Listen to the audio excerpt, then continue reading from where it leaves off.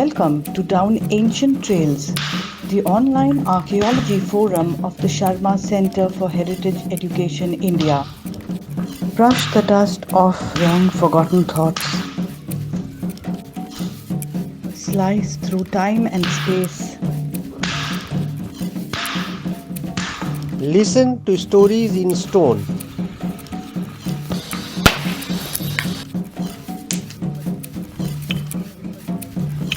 Whispers of voices lost in time. Build bridges across worlds. Curious minds reach out to the past.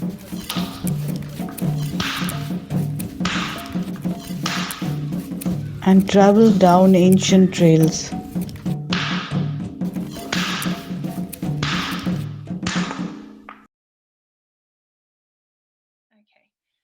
So yes, I think what I'll start with is maybe a background, a little bit on how I got to looking at Pleistocene spears in my PhD, which I finished a few years ago now.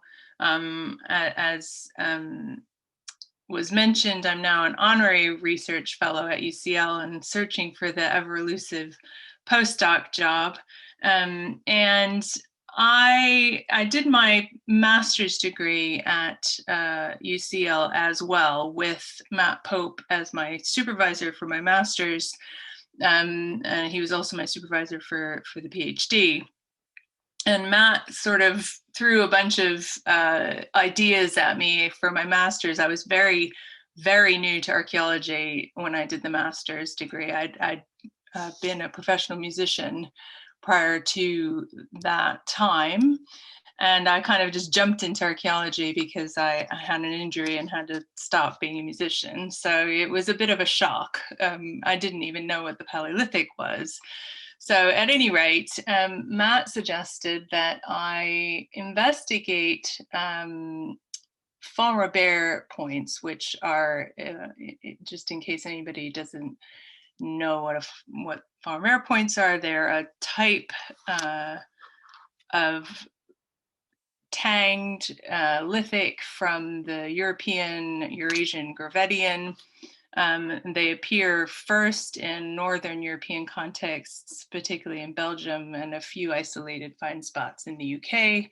And then later from the type site from Font Robert in France, a few thousand years later. And the ones from France are really small and look very like weapon tips and have traditionally been interpreted as tipping most likely the points of dart spears, which are thrown with an atlatl or a spear thrower. But the ones from Belgium and the isolated find spots from Britain are quite a lot larger as a whole. Not all of them are pointed, so there was a suggestion that they were hafted handheld tools of some sort. And when I was looking at those points from Mézières Canal in Belgium and the ones in Britain, not only were some of them obviously not weapon tips at all, but of those that did look like they could have functioned as weapon points, they were probably too large to fit within the sort of, broad size category of dart tips. And so I started to think about testing them as hand thrown spears, because we talk a lot in the European Paleolithic about and after that, Upper Paleolithic, and after that point, about the use of atlatl spear throwers and then bow and arrow technologies. But there's very little discussion that has been had about the use of spears amongst Homo sapiens. Usually spears have been categorized as pre-Homo sapiens weapon, and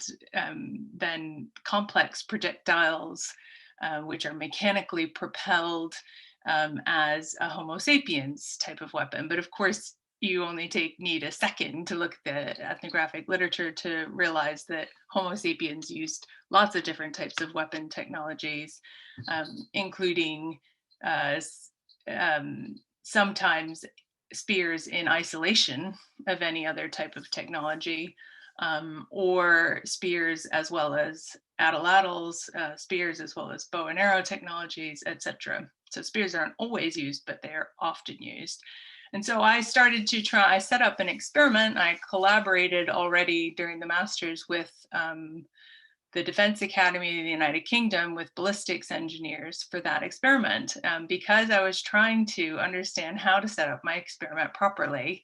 And they said, oh, well, we'll help you, which was really wonderful. And they sort of just stepped right in and offered me facilities in their testing lab, which was really quite state of the art with the high-speed video camera and all these other fun equipment and stuff that we could use to test fawn Robert points, Gravettian backed points, and also I tested, I can never say the whole word, so I'll call them LRJ points, which are a sort of transitional type of point. So, but I knew when I started to look at the literature that we actually had almost no data at all on how to set up my experiment for hand throwing spears. We didn't really know velocities. Velocities were guessed, and guessed on the basis of anthropologists and archaeologists and their kids and students using replicas, sometimes of atlatl darts instead of hand thrown spears, so they're very different. And so that sort of the issues I had with that master's experiment, which I never was able to publish because I didn't even try, actually, because it was a lesson in how not to do an experiment, which was I tried to do far too many things all at once, too many variables. Anyway, I learned a lot of lessons by doing that experiment. But the biggest thing was that I recognized that actually there was a huge gap in what we understood about particularly hand throwing spears. There was a little bit more data on the use of thrusting spears for hunting. Because, and I'll get more into detail, because it wasn't thought that Homo sapiens were really throwing spears much. And it wasn't thought that Neanderthals or other species of Homo were hunting with hand-thrown spears either. So that's a sort of background of why I decided to do my PhD into the earliest weapons, which are wooden spears without a lithic tip, from European archaeological sites, and not only just to try and look at the weapons themselves, but really to try and get a better idea of how they function overall. So, here we go. So I'm going to refer a few times throughout the talk to Neanderthals, and as you all know, this is an area of debate right now. What do we call Neanderthals? What do we call the various species of Homo that are in Eurasia during that key period of time where we start to see these signs of the use of weaponry in the archaeological record? I'm going to take the easy way out, but not just the easy way out, but also the thing that I think is best evidenced at the moment, which is that Neanderthals have a deep lineage as back as far as 430,000, where we start to see features of Neanderthals in cranial material like the semen de los huesos and swan scum, for example. And intriguingly, it is around this time, as we'll see, that we see the first weapons start to be evidenced. That doesn't mean that they weren't used before, but that's the preservation that we have. And also at semen de los huesos, the earliest here cranial trauma that looks like it was an early sign of violence. This is probably not a spear, but something like a pointed lithic tool, I think is what they surmise in that publication. Which doesn't necessarily mean that these early Neanderthals were using spears for weapons, for violence. I think the best evidence is that spears were a hunting tool, and signs of violence throughout the middle Pleistocene and early late Pleistocene are fairly rare when you are trying to distinguish them from other types of trauma. Whereas signs of hunting is really quite well evidenced. So that what I really want to say is that I recognize that, of course, there are likely other species of hominin around at the time, not just in Eurasia, we've got Denisovans, but also in Africa.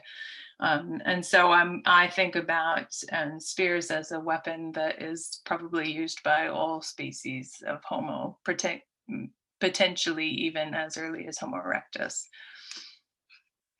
When we talk about the classic idea of Neanderthals and Neanderthal hunting, the sort of old-fashioned idea is that Neanderthals were a sort of steppe species who were,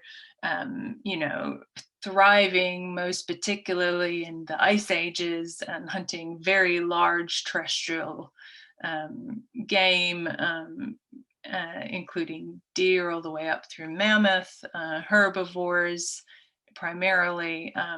And actually, when we look at the full range of sites across a long period of time and space, we see, absolutely evidence of Neanderthals thriving in very warm interglacial, heavily forested environments like Schöningen and Neumark-Nord in MS5E. And we absolutely also have plenty of evidence that Neanderthals were enjoying coastal habitation sites and exploiting aquatic and marine resources, both probably for food as well as for tools. Some of the evidence out of Italy now that they were using shells for tools. So Neanderthals were a long, existing, wide-ranging species who existed in a lot of different habitats. And the classical narratives that have gone along with this idea that they were hunting and existing in these ice age contexts were that really pitting Neanderthal species against our own species, that there were physiological differences and limitations that Neanderthals had that our own species did not have, that they were unable to throw in the same way or with the same capability, accuracy, and power. And those debates have focused around issues, particularly with the upper, both the upper body in general, like clavicle length, and the upper limbs, humeral torsion. And that there is also, when you look at the fossil remains, a lack of any clear evidence that they were habitually throwing. So any signs on the bones themselves of throwing during their lifespan. And then again, also that Neanderthals were adapted for short bursts of energy and speed, and were not long distance runners. So Neanderthals as hunters, as I mentioned, tended to focus on these large terrestrial herbivores, which does by and large remain the case on the basis of the evidence, but it's not that simple. And then in terms of the weaponry itself, which has been my focus, that they were limited in their use to hand-delivered spears, as opposed to these complex projectiles that I mentioned. That was an innovation of Homo sapiens. Again, that does still seem to stand by the evidence that they did not have complex projectiles. But the problem was there were actually very few data to make comparisons, clear data-based comparisons between the different weapon systems. And that as a result of really all of this, they were limited in their hunting strategies. So how would they hunt their prey? Not really any evidence of nets or trapping.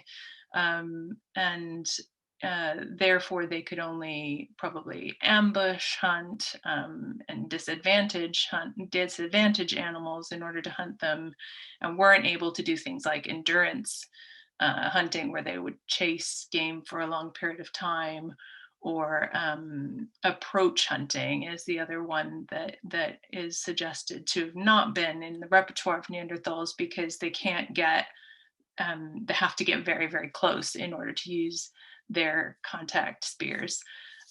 So this has sort of the technological limitations and physiological limitations all sort of piled up to suggest that Neanderthals were limited in their ability to hunt in comparison to Homo sapiens. And then again, that skeletal trauma that I mentioned was due to these limitations.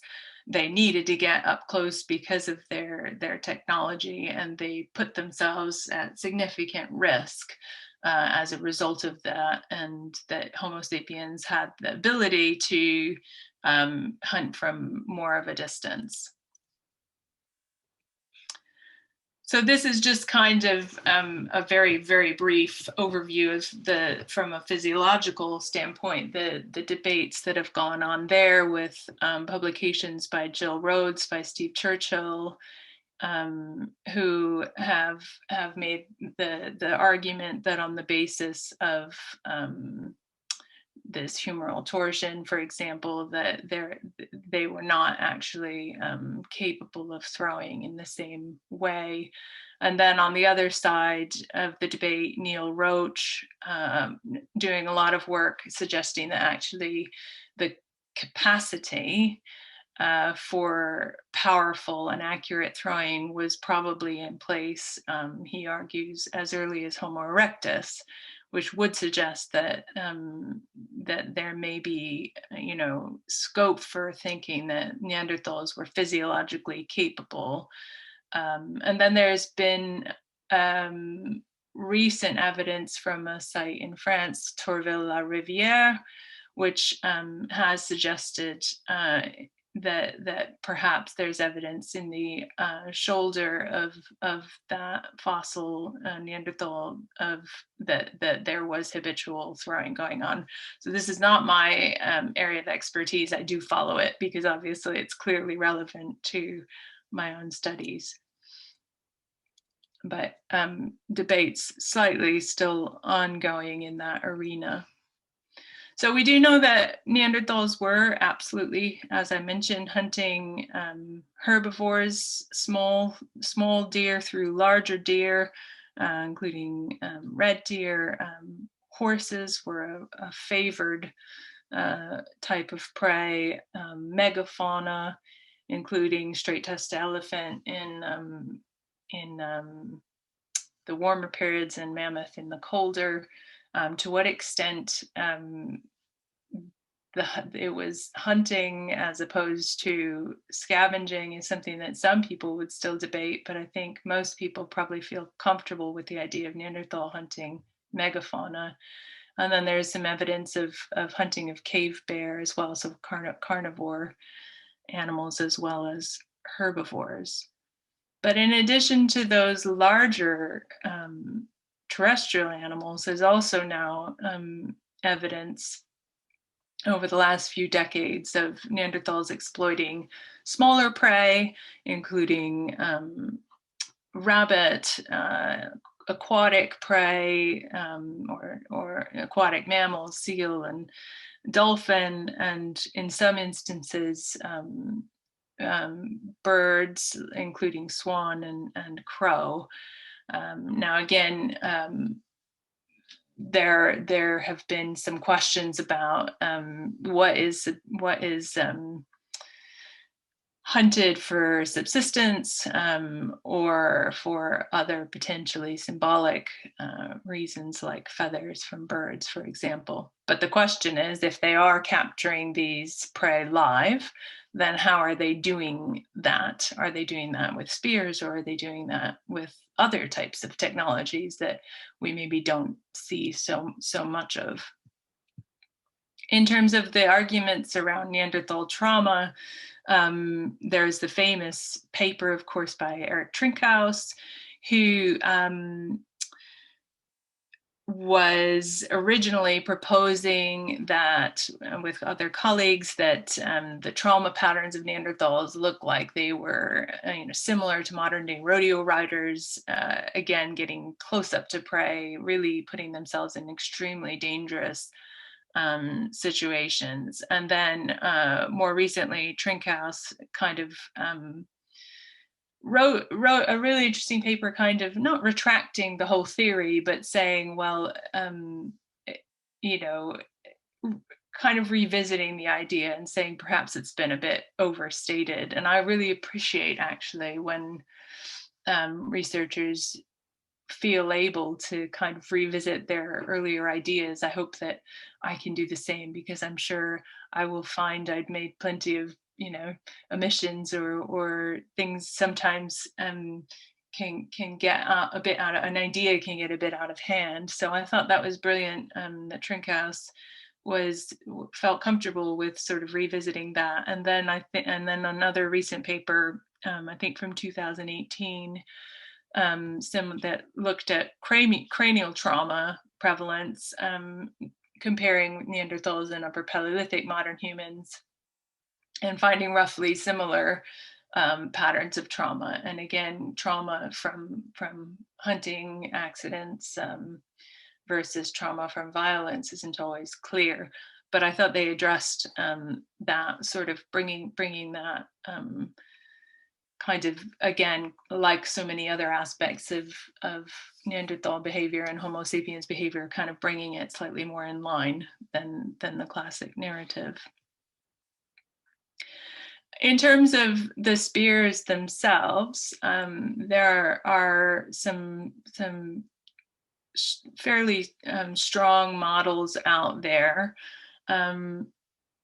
Many features of them, I think, do still stand with the evidence. This is an example from a publication by Radu Iavita and colleagues, where you see through time the introduction first probably of contact weapons, of thrusting spears, and then eventually the development of hand-thrown spears, and then the spear thrower, which increased both distance from prey, as well as, the hypothesis goes, the velocity of the weapons, and therefore the kinetic energy.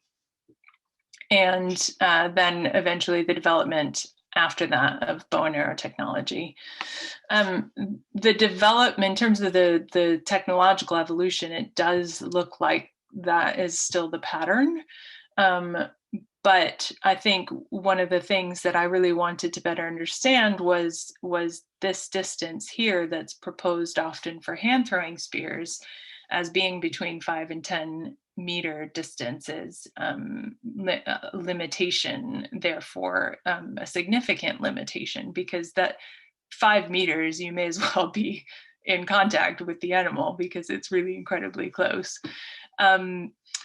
So when you revisit the origins for that idea of 5 to 10 meters, it's primarily based on a paper from 1993 written by Stephen Churchill, which looked at and took a sort of ethnographic review approach to all the different weaponry systems and provided us with quite a lot of data on weapon use, and has been rightly, I think, cited by a lot of researchers. However, when you look specifically, as I was, at hand throwing spear distances, when I started to delve a bit deeper into the ethnographic literature, I recognized that there must have been quite a number of sources on hand throwing spears that were not included in that sample. So when you look more broadly, as I'll show you, I think that distance can get revised on the basis of the ethnographic data alone.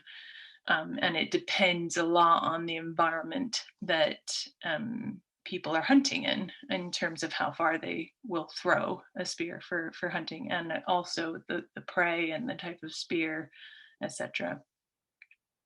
And then the idea is that hand-delivered spears really are focused only on larger prey. and therefore aren't really particularly good weapons for smaller prey. And both thrusting and throwing spears are very limited, therefore, as I already mentioned, in the types of hunting strategies, and you've really depended on things like the use of the landscape features, like a cul-de-sac, to trap animals in order to hunt them with a spear. So just to talk about the archaeological evidence for a moment, the sample size is tiny compared to just about any other category, maybe leaving aside things like adhesives, which have also a very small sample size. And that is, I'm sure, preservation, almost certainly a preservation issue. And because I believe that wooden technology in general for all of species of Homo were probably a really significant feature of material culture. And we just don't, as we all know, we just don't see that because it's so rarely preserved. But the earliest weapon that we still know of, that we have, comes from Clacton on Sea, from approximately 400,000 years ago, from interglacial contexts. Sorry, that's my phone ringing. Turn it off. And it was discovered in 1911 by an amateur geologist, Samuel Hazeldine Warren, who was exploring these eroding kind of interglacial sites around this region, and discovered this broken point of a U spear. Compared to all the other archaeological examples, it is quite large. It isn't outside of the range of the Schöningen sample, though, in terms of diameter, but it is larger in the diameter at the break than the Schöningen spears are at that point. So it is quite robust. And it's always been interpreted more or less as a hunting weapon, although there were some suggestions by quite a long time ago now that it might have been a snow probe for scavenging carcasses as opposed to for hunting. And then there's the extremely well-known site of Schöningen 1324, the horse butchery site in Germany, where you have as many as 10 wooden spears. 9 of those, many of them are complete or nearly complete. A few of them are fragments of spears. 9 of them are made from spruce, and 1 of them is made from pine, from a slow-growing spruce in particular. This was the end of an interglacial period, so it was cooling, and a lakeshore site where it appears that hominins were using these spears probably to hunt the game that we see butchered at the site. In particular, the fauna that has butchery marks focuses on horse, but there's also red deer butchered at the sites, and then there's lots of background fauna as well, including Homotherium latidens, or a saber-toothed cat, the bone of which was used as a tool by the hominins. So there's lots and lots of activity going on at that site, as well as other types of wooden tools. And most of these spears do taper at both ends, at both the front use end and the back of the spear, where both tips have preserved, which has been suggested to be a feature that is necessary for flight. The point of balance is of the replicas that have been made, and from the measurements that have been provided, does look like it's front of the center. And from the replicas I've made for experiments, it is just front of center. Again, an important feature for being able to fly, so that the spear doesn't twist around in flight. then we have the site of Leringen in Germany from MIS 5E, somewhere around 125,000 years ago, a very warm period, probably quite fairly heavily forested. And this spear was found in the 1940s where they were removing marl from the area to spread around fertilizer, and they came across the bones of a straight-tusked elephant, and eventually they think there might have been a second spear at that site. This is just the tip from my photo, but it's a long spear, as I'll show you a drawing in a moment, and probably used to hunt this elephant. And the spear itself was found underneath the elephant. So in addition to those, that very small sample size of wooden spears, we also have additional evidence of Neanderthal hunting technologies. We have now 2 throwing sticks. The second one was published just this year by Nicholas Conard and colleagues. These are shorter double-pointed sticks than the spears, under a meter, and also shaped potentially with a sort of kink in them. And the hypothesis is that these would have been thrown rotationally to potentially either to injure the legs, for example, of larger game, or they suggest even maybe hunting smaller prey, such as what is seen at other Neanderthal sites.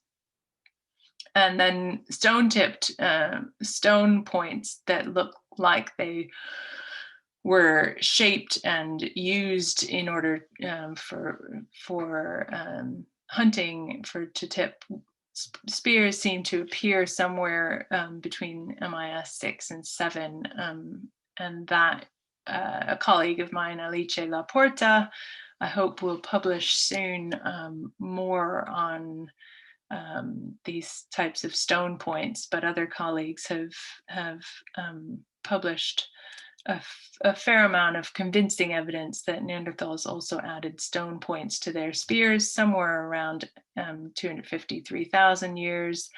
And so then because we see an overlap between that and the Leringen spear, we can surmise that Neanderthals were, or species of Homo in Eurasia, were using both wooden spears and stone-tipped spears. There's a sort of rotation of the Clacton spear point. You can see that it's warped since it was found. It underwent all sorts of conservation over the course of the 20th century that has sadly sort of affected the integrity of it. And here are some of the deposits that Samuel Hazeldine Warren, seen here, suggested that the Clacton spear was found together with. And here is a nice section of the Schöningen site that I took when I was there. You can see the beautiful sort of stratified organic layers with the absolutely incredible preservation, and in some cases still just, clear preservation of wood and insect wings and all kinds of amazing things from that site. And here's again the tip of the Leringen lance, also made from yew, like the Clacton spear. That's a drawing of the complete spear, which is in 11. It's actually in 13 pieces now, because I think it's broken a little bit more since then. Sorry, didn't mean to go back. And you can see the red dots show where the branches were taken off. And this is how the shape that the spear was found in underneath the elephant. In addition to the weaponry itself, we have a little bit of evidence of potential use of spears in the archaeological record in the form of hunting lesions on bones. I'm not going to go too much into this experiment today. I hope it will be published in the next year, but the idea was that this is a horse scapula from the horse butchery site, Boxgrove, dating to about 500,000 years ago, potentially Homo heidelbergensis, according to earlier interpretations of that site. I'm not sure exactly where we're at in terms of hominins at Boxgrove, but anyway, there was the discovery, I'm sure as you all know, of the remains of one butchered horse at the site, and within those remains of the horse was this fragment of one of the scapula. And this semicircular area was suggested at the time to potentially be a result from use of a wooden spear. So part of the experiments that I did with my with spears were to question whether this might have been spear damage in reality, or whether it could potentially have been from the use of hammerstones to bash open bones for marrow and grease, which was a very important resource, as well as meat. Then significantly later, published in 2018, Sabine Gadzinski-Windhäuser and colleagues published some really extraordinary finds, which were two deer bones from the site of Neumark-Nord in Germany, which is similar in time to the Leringen site. And you see in this deer pelvis some holes that look very likely, on the basis of some excellent experiments that they did, very likely to have been resulting from the use of a wooden spear. They argue that this spear was a thrusting spear on the basis of the angle. There's also a vertebrae which has some damage, which also looks like wooden spear damage.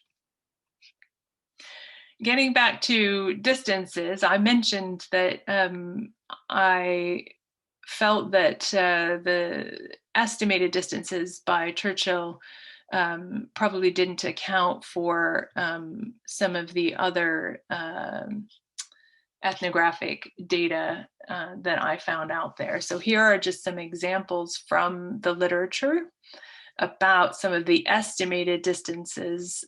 Most of these were not measured in the way that we would measure them today, with the exception of the tiwi, because Spencer, who recorded quite a lot about Aboriginal Australian culture in the early 20th century, late 19th, early 20th century, did do an experiment asking 9 tiwi to throw one of their spears. He selected it on the basis of its average mass, and it was over 1,800 kilograms, over 1,800 grams, which for a hand throwing spear is very heavy. Just to give you a reference point, male Olympic javelin athletes, javelins weigh 800 grams and females weigh 600. So 1,800 grams is quite heavy. Aboriginal Tasmanian spears weigh something like 300 to 400 grams, thereabout. So the tiwi in Spencer's experiment were throwing up to about 36 meters on average in their throws, and other people record up to 50-meter throws. And so you can see here quite a few examples of throwing, of hand throwing spears well over 5 to 10 meter distances. So I think on the basis of the ethnographic evidence alone, we can revise that figure of 5 to 10 meters. And then I mentioned briefly at the beginning that another idea was that wooden spears, these Pleistocene wooden spears, will be too heavy to be thrown accurately and well. It would be too difficult to throw them at any sort of distance. So the Tiwi spears, as I mentioned, are on the very heavy side here. So I looked at a large sample of ethnographic wooden spears in museum collections in the UK and in Australia. And many of them I couldn't clearly assign a function to, and those data weren't recorded. And in fact, lots of spears are used in both ways. They're used both as thrusting spears or throwing spears, depending on the context. But for the replicas that we made of the Schöningen Spear 2, which is the average sized Schöningen spear, they fell somewhere between, depending on how wet the wood was and other aspects, somewhere between 500 and 1,000 grams. And usually the average was something like 720 grams for that. So you can see that the Pleistocene spear replicas actually fall fine in terms of mass within both the hand-thrown sample of spears and the thrusting spears as well. So I don't see the mass as being a limiting factor from what I've seen on the basis of experiments or ethnography. Here is one of many experiments that I did during the PhD. We took replicas of Schöningen Spear 2. This was following a similar experiment where we asked military personnel to use spears as thrusting spears in ballistics gelatin so we could record force and velocity of those. And that's been published. You can read about that in Journal of Archaeological Science Reports. And then this paper was published in 2019. And we basically took a selection of 6 male javelin athletes, club level athletes, so not elite. And we asked them to throw the spear replicas at a series of distances, starting at 5 meters and then moving it to 10, 15, 20, and 25. And we asked them to try and hit the target, which was a hay bale, as you can see here. That's a slow motion video still of one of the spears hitting the target. And then we tried, because one of the things we don't understand, and we're still building those data, I think, is how accurate spears are.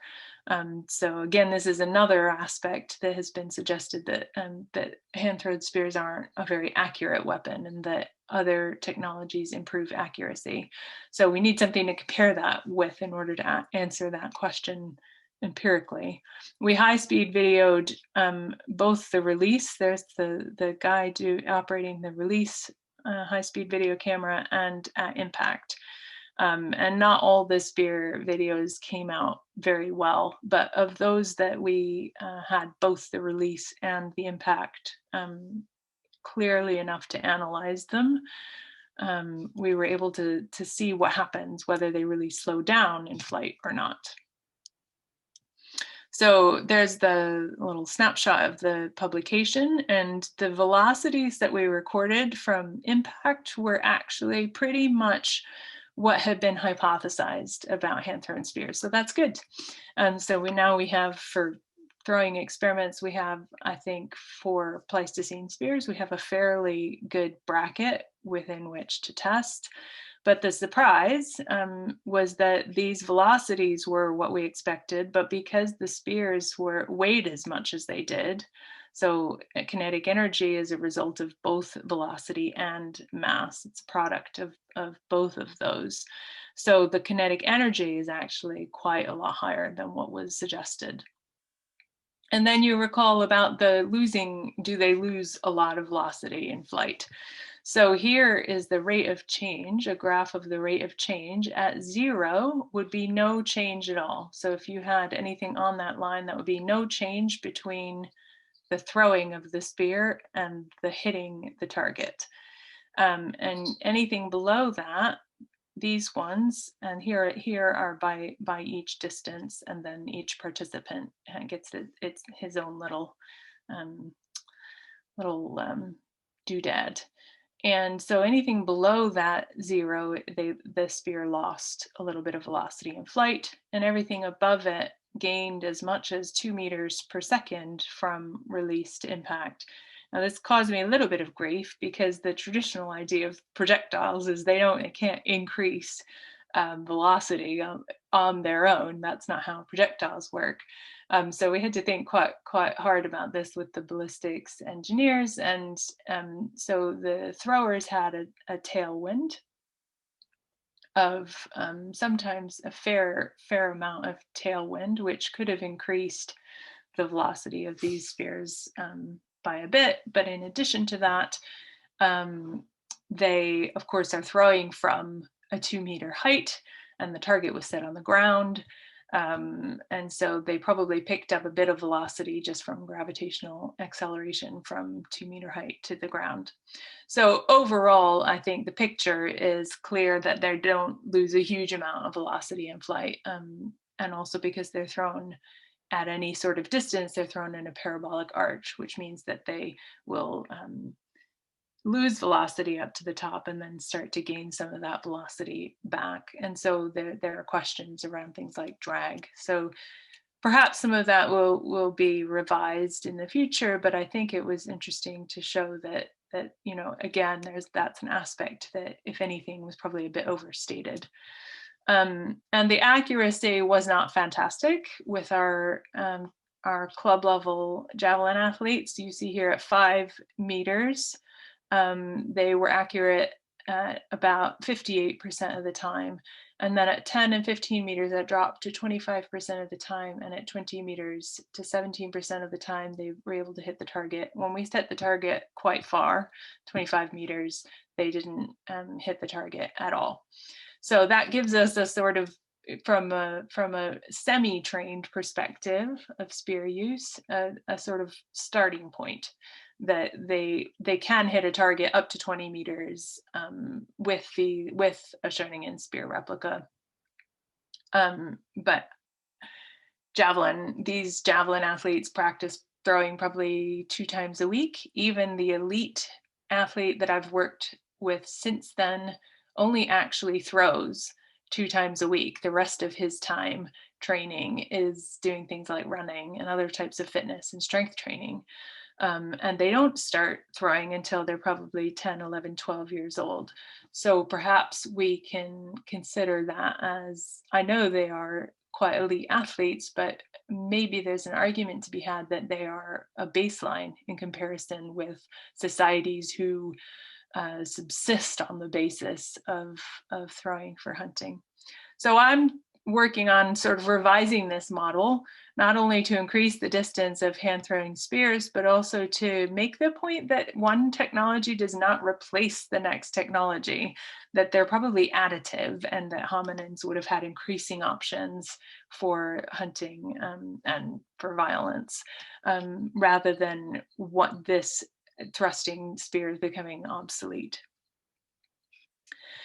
We also, and I will warn you, the next slide does have some carcass, an animal carcass. So if anybody doesn't want to look at that, you should look away at the next slide. We did then subsequent experiments which were looking at wound ballistics, so the capability of these spears to lethally wound a large animal. So we chose to use a horse torso for this. I also wanted to better understand the hunting lesions on large animal bones. So again, kind of referencing back to Boxgrove, do these spears, could a wooden spear actually make a hole like that through the hide, through the muscle tissue, and through a scapula bone of a horse? So scapula is built for large herbivores to be a shield for the major organs. It is there to serve in part a purpose for against predators. And so could a wooden spear actually penetrate into an animal like a horse enough to be lethal as either a thrusting weapon or a throwing weapon? Okay, I'm going to the next slide just in case anybody doesn't want to see that. Oh, this is a martial artist, a really skilled martial artist. So this hasn't been published yet. Again, I'm hoping to publish that this coming year. It's been a bit slow for various reasons.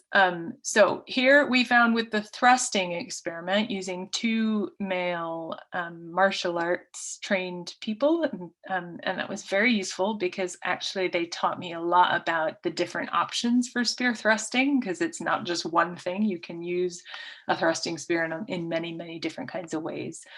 So we did 13 impacts into a horse torso, and found that not all of the spear thrusts penetrated the carcass at all. Some of them failed completely. There's a sort of rough idea of lethality as being about 20 centimeters into an animal. I will qualify that by saying that the studies that that's based on are fairly poor, and in some senses based upon a human body, which is really different from a horse. But anyway, the mean of depth of penetration was 15.5 centimeters, and certainly some of them penetrated quite far into the cavity. However, from that experiment, there were no hunting lesions at all, and the spears were not able to penetrate into the scapula at all. That broke the spears and the spear points rather than damaging, not even a sort of tiny mark on the horse scapula from spear thrusting. We conducted a controlled experiment with hand throwing spear velocities impacting again into horse torso parts in that case. That was a bit gruesome. And we high-speed videoed that as well. So we have velocity data to relate each impact to what the kinetic energy at impact was. We made sure that all the spears were the same mass by adding lead sheeting here. And we used an air cannon, which was really good at firing something at quite a low velocity like that. And we found quite high kinetic energy at the very highest kinetic energy. So that would be a really powerful throw with quite a heavy spear. They were able to shatter bone and impact into the scapula, made a very tiny amount of damage on the edge of one of the scapula. Certainly nothing as big as the Boxgrove damage that's seen, which is, you know, a significantly larger kind of bit of damage within the scapula itself, not on the edge. It did shatter a rib here, as you can see, quite significantly, and that would have absolutely, some of those throws would have absolutely been lethal, particularly the ones like the thrusting that were able to go right between the ribs into the internal organs. So if we, just to kind of revise some of the results from all of those experiments, we can think maybe of hand-thrown spears at a conservative estimate, I think, thinking about the ethnographic data as well, as being effective at 15 to 20 meters, which approaches the distance estimates of bow and arrow technologies. There's an overlap between the velocities of hand-thrown spears and the lower estimates of spear throwers, but more importantly, hand-thrown spears exceed the kinetic energy of spear throwers. So the advantage of hand-thrown spears is probably the high kinetic energy at impact, and maybe you're balancing that with the distance, a bit more distance with these complex projectiles. Similar story with momentum. Maybe a real limitation, which others have talked about already, is the material property itself of wood. When we impacted into the scapula, particularly in the throwing experiment, but also in the thrusting experiment, you see significant damage to the tip of the weapon. Here's a bit of wood embedded in the tissue overlying the scapula itself. Again, almost no damage at all, a teeny tiny hole on the, basically tiny little puncture onto the scapula. and the wood itself just fragmented in the tissue itself. So perhaps these kinds of stone points, as we all, as logically makes sense, but hasn't actually been demonstrated experimentally, provides a better cutting edge, can cut through bone, which would, by logic, reduce some of the need for accuracy, because perhaps you don't need to hit right in between the ribs in order to have a lethal shot. But you could, hit other bones and still cause enough bleeding to then get closer to the animal and finish it off with a thrusting spear. Or potentially, as well as wounding capability, there is a bit more durability with stone. But these are questions that need to be addressed experimentally and not really just guessed at. Here is the recently published result of the ethnographic publication, the meta-ethnography, that you can get open access in Open Quaternary, and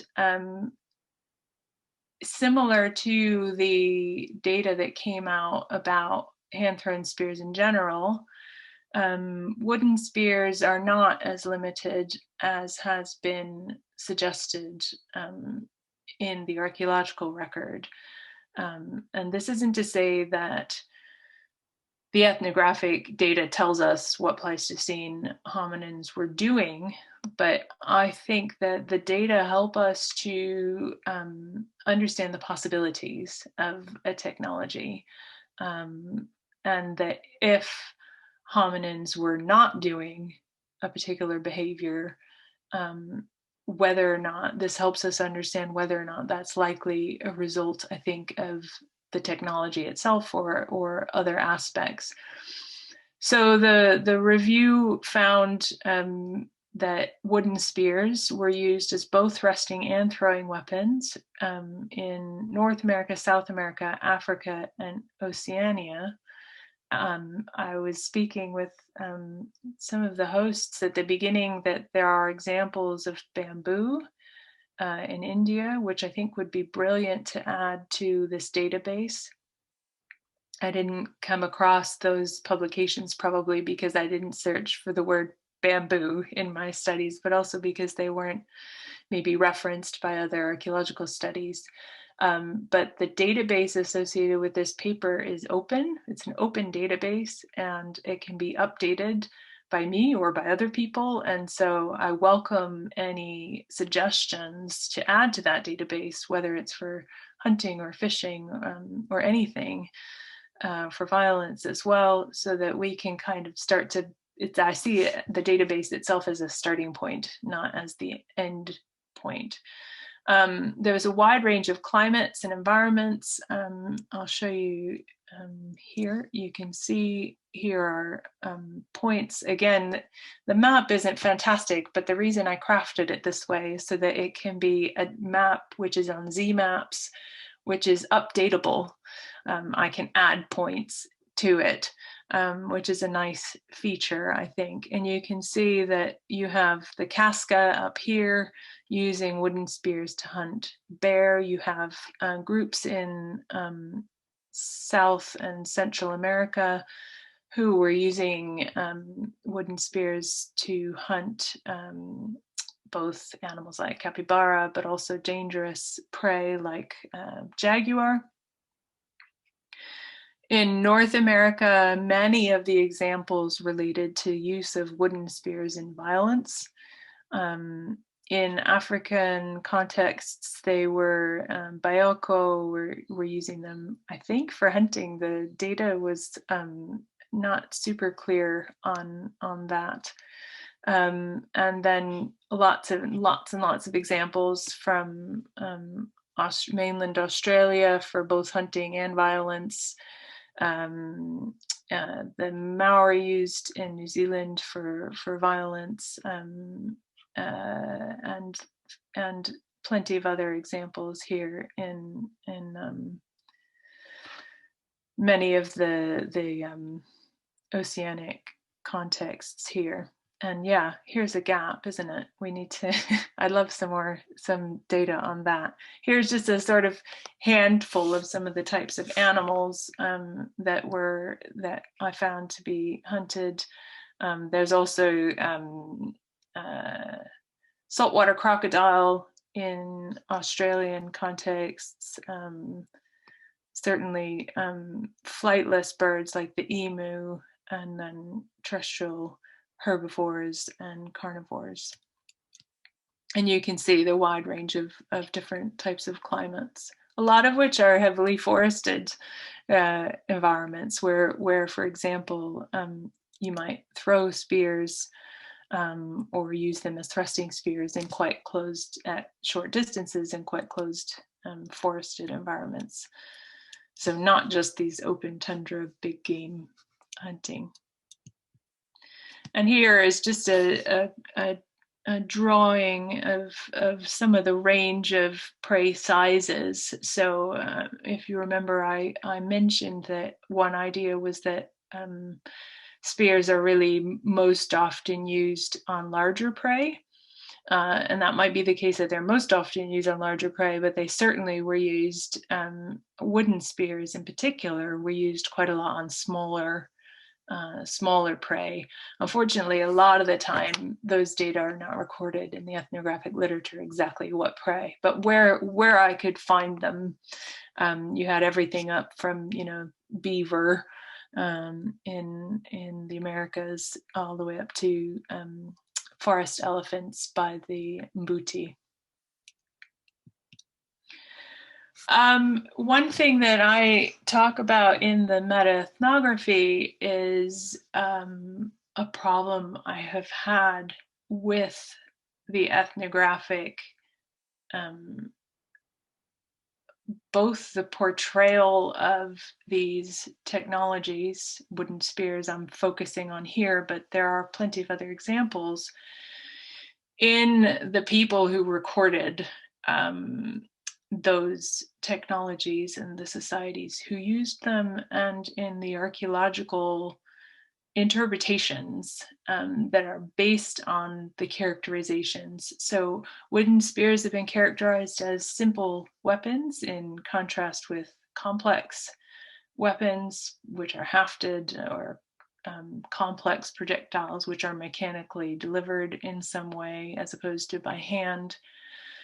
And perhaps we need to have, in-depth conversations about connecting simple technologies with cognitive evolution and cognitive abilities, because there is a whole lot of racism and colonial thought that has underpinned characterizations, for example, of Aboriginal Tasmanian technologies as simple. And like this quote here by Rhys Jones, and I know it's 1977, but it's not that long ago.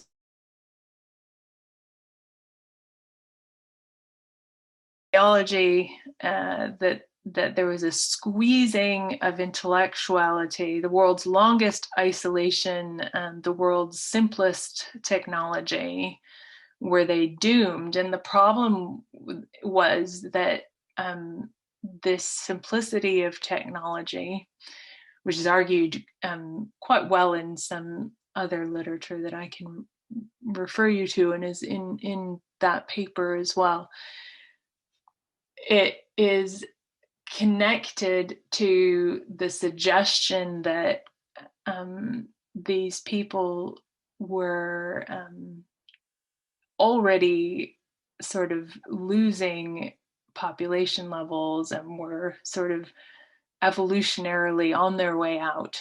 And therefore, I think making excuses for the atrocities by the colonial, the colonizers, and by many researchers subsequent to that time. And so, yeah, I think I do have a problem with characterizing wooden spears as simple, because I see them as sophisticated in design in order to, fly, but also the right technology for the right purpose. In most cases, coexisting alongside other technologies, and that certainly seems to be the picture with other species of Homo as well, as we get more and more data that there were lots of different ways of doing things and lots of variability in behavior, not just a sort of monolithic way of doing their hunting or all their other things that were being done. So I will end in a moment and open it up to some questions. There are so many more questions now, as there always are at the end of a research. Currently, as was mentioned at the start, I'm doing a project looking at a group of people who still hunt using hand-thrown spears, because javelin athletes were absolutely lovely, and certainly a lot more skilled than archaeologists and anthropologists would be in using spears. I was asked quite a lot whether I was throwing the spears in my own experiments. So no, I'm not good at throwing.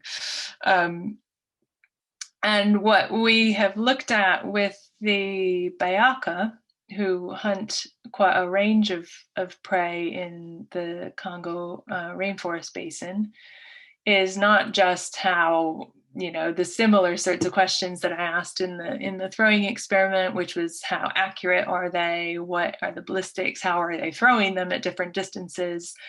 So they do typically hunt at quite short distances, we think. But also, how do children learn to hunt? What is the process of learning to hunt? And my collaborators for that's funded by the Wenner Gren Foundation and Leakey Foundation, are Shana Levy, who is an evolutionary anthropologist and has worked with the Congo basin foragers, the Bayaka, for quite a number of years. And she particularly focuses on how children learn in small-scale societies. And then also Francie Kiabia Natumbudila, who is also collaborating with us on that research project. And we're looking at things like time budgeting, how they teach or learn, how much language is involved in learning to hunt with spears, and then how age and physiology and experience might intersect with hunting success. There are other questions too about Pleistocene wooden tools as a whole, which I hope might turn into a postdoc for myself, looking at tool marks and use marks, wood selection and design of Pleistocene wooden tools as a whole, the big subject. And then again, kind of, there's still a lot to be understood about what I mentioned about material properties of wooden spears versus stone tip spears, other materials, as it the material properties or the shape, and how does that intersect with the wound ballistics? Is it, what aspect of it is there? So there have been a few experiments that have looked at wooden spears versus stone tip spears. But there hasn't been, I think, enough of a conversation about whether that's the material itself or the shape of the wood spear versus the a lithic tipped spear, for example. And that's everything I did. This work was very, very collaborative. I had the support of a lot of different collaborators and experts in a lot of different fields, athletes and technologists and ethnographers, and worked with the Royal Veterinary College and Loughborough University. The New Forest in Bedgebury Pine Needham gave me the wood for the spear replicas. And I had access, obviously, to the archaeological material and ethnographic spears. So I'm very grateful to all of the collaborators and funders who made the work possible.